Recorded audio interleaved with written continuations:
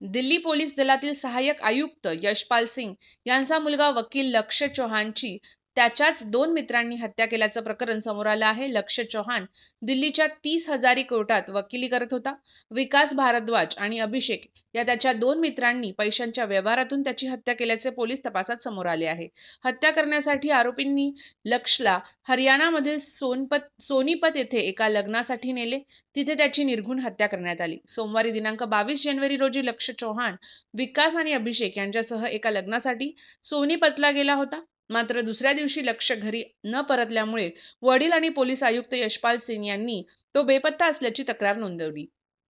यानंतर पोलीस दलाने कसून तपास सुरू केला। पोलिसांना तपासात आढळले की लक्ष्य आणि विकास भारद्वाज यांच्यात पैशाच्या व्यवहाराला घेऊन वाद टोकाला गेला होता।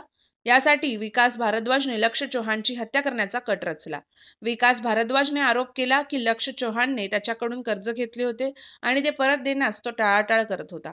यामुळे दोघांमध्ये भांडण होत होते।